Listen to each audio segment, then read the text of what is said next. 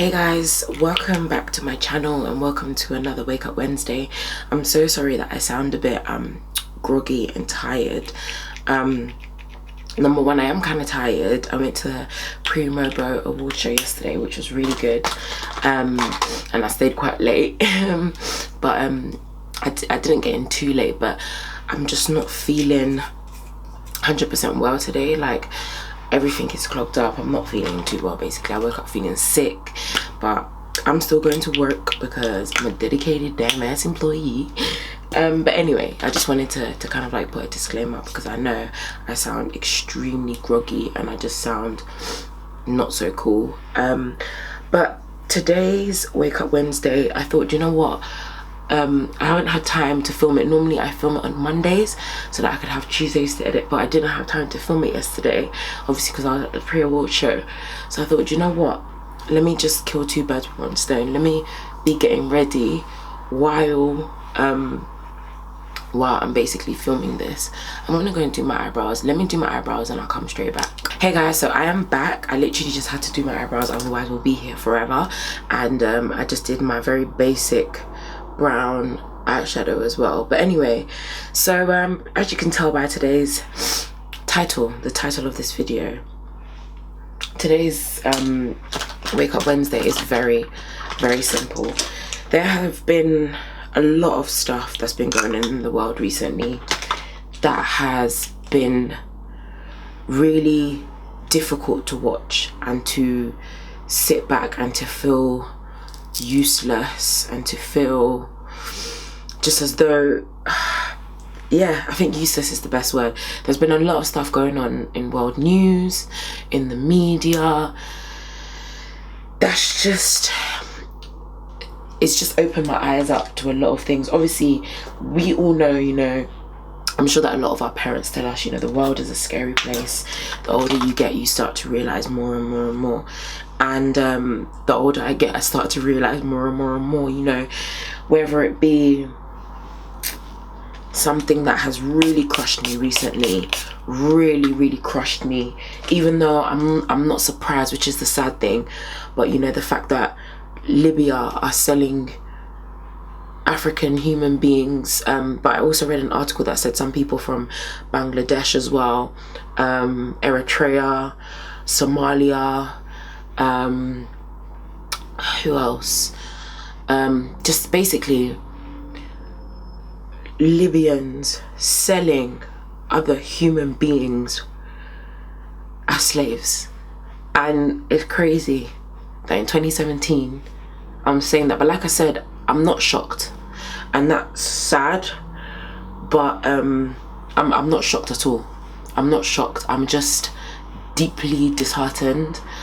I feel like I don't understand how, this is the bit that I'm shocked at, the fact that in 2017 another human being can still feel like it is okay for them to literally stand a fellow human being up in front of an audience and say, who wants to buy this person? For some people are being sold for as little as £300. So you're telling me that another human being's life is worth £300 or dollars or whatever it is that they're selling them in, 300 whatever currency, 300, that the average paycheck of someone, let's say in the Western world, is not even that. Because what can £300 really and truly, if you actually think about it, what can £300 buy you? Apparently another human being, a human being that probably has family, that has friends, that has relatives, that has dreams, that has aspirations. It is disgusting. It's happening in Libya. Arabs are selling slaves.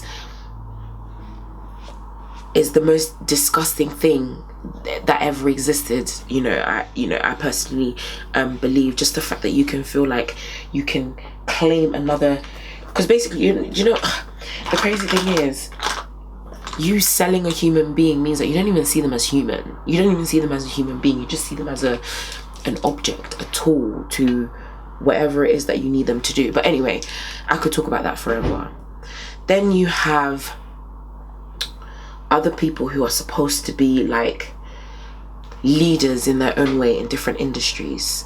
Harvey Weinstein, okay, and I forgot the other guy's name, who was doing like weird stuff with young boys, and then he decided to come out as gay, and people were obviously very hurt by the fact that he used that as a time to come out as homosexual. And I'll put his name on the screen if I can remember it. But again, people that are supposed to be leaders in their industry, these people are well respected. Obviously, before everyone knew about this kind of stuff, their work is well respected, their work rate is well respected, and they are there abusing their power. They are there doing things that I am sure they know is not right. Do you know why? Because they're doing it in the darkness, they're hiding it. If they thought it was right, they would be doing it out in the open, but the fact that they do it in the privacy of hotel rooms and their homes, and they do it all, you know, secretively, means that they know that what they are doing is wrong. So you have that. Then you have, I said I was going to do a whole video on this, which I will. As soon as I've got a chance to just sit down, I'm going to do it. But then you have Theresa May, right? Who, in order for her to hold on to power, she decided to spend £1 billion in order to cut a deal with the DUP. £1 billion.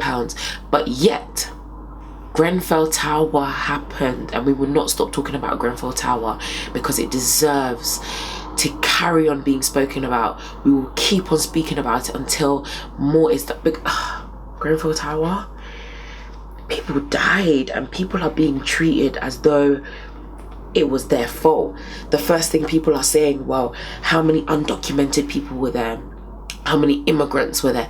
I'm so sorry, but people died.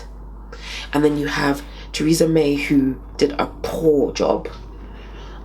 In my personal opinion, this is just my personal opinion, did a poor job in, you know, in basically going out there and really showing people that she cared. As a leader, that's what you're supposed to do. Did a poor job.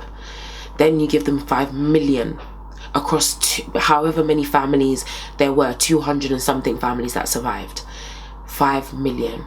Okay, I don't know, I'm not great at maths, but someone just let me know what that will come down to.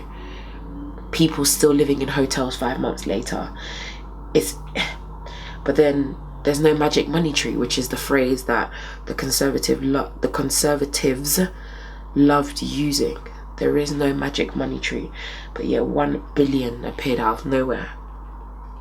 Obviously, I know that Theresa May did afterwards give more money, and there were obviously distributions from people, etc. But it was that initial response that people are very upset about, that I was upset about.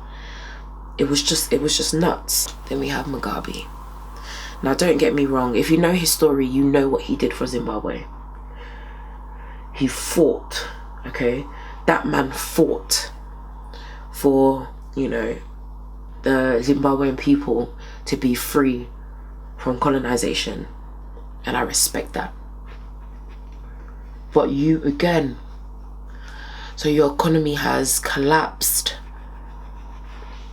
inflation is rife, unemployment is extremely high, things are not going the way that they should be going, you know, which, okay, we can admit that is the case in many African countries. Yeah, okay, cool, we can admit that. But you don't want to step down after, I think it's been 37 years. 37. And there's clearly a discontent with the people in that country. But again, you ignore it and you pursue your own wants and your own needs and your own whatever it is. Because we all know, or if you're African anyway, you know that presidents live a good life. You're a president of an African country, you're living a good life. Everything is paid for. You don't need to worry about anything. So I guess, you know, maybe it's that. Maybe, you know, he knows that if he gives up his presidency, Who knows? Maybe he just feels as though, you know, after all he's done for Zimbabwe, he shouldn't have to, you know, give up the luxuries that he has or whatever. I don't even know, but all I know is that he's still there.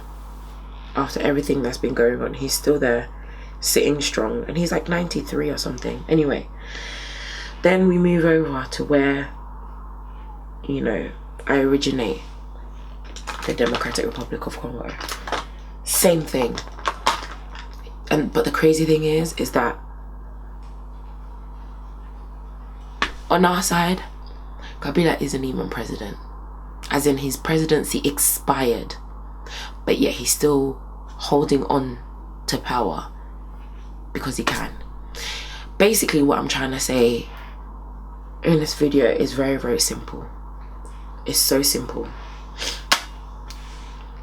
A lot of our leaders that are supposed to be world leaders, or even, they don't even necessarily have to be a world leader in the sense of being a president or a prime minister or whatever it is, but just a lot of people who are highly respected have abused their power and have shown what it is not to be a leader. And it's sad, it's heartbreaking, it's really difficult looking at the world right now and just being like, wow, this is real, this is actually happening. But it is. And so I thought, okay, so what did I want to say in this video? Okay, you're telling people that all these things are going on, it's sad, it's upsetting, it's heartbreaking. Okay, so what can really be done? Well, do you know what? In this video, I'm calling for you to be a leader, for us to be leaders, because I feel like it can only be for so long that we sit back and we just allow things to happen. And a lot of the time we allow things to happen because we genuinely do not think we have power. But let me tell you now, you individual, however old you are, you do. So we need to take it upon ourselves to make people accountable. And this is even me speaking to myself, because I feel like, you know, sometimes I also sit back and I just look at it and I'm just like, do you know what, I don't have the energy for it, or whatever. But I'm calling for us to be the world leaders, especially as young people, because I feel like we're our only hope. And obviously we know that a lot of things are cyclical. There will be some people that just repeat the same things. There will be a lot of stuff that just gets repeated. But do you know what? I have hope in our generation. I believe that we really are the generation that is different, that is more about respect, no matter how different we are, no matter if we have different beliefs on sexuality, on religion, on faith, on whatever it is. We might have our differences, but as a generation, I feel like us as young people, or maybe you want to put us in the bracket of millennials, we're more inclined, let me even say, because I can't speak for everybody, but we're more inclined to just respect people's opinions and to just say, do you know what? I don't necessarily agree with you, but I respect you because you're another human being, and that's all I can do. I can't force you to think like me. I can't convince you to think like me. So I'm just going to respect the decisions that you make in your life. I feel like we're more inclined to do that. And so we just have more respect for each other. So I truly believe that we are our only hope, genuinely speaking. So whether it be, you know, it doesn't even have to be anything extravagant. Even if it's just, I don't know, starting a women's group in your local community, that is you being a leader. Whether it be just calling up people in your local community just to check if they're okay or if they need anything, that is you being a leader. Whether it be, I don't even know, but there are so many things that you can do to be a leader in your community, because that is exactly what we need right now. I feel like our world is broken, our society is broken, this world is very, very broken. It is very dark. It is very scary. I'm not doing this video to scare people even more or to dishearten people. In fact, I'm doing the complete opposite.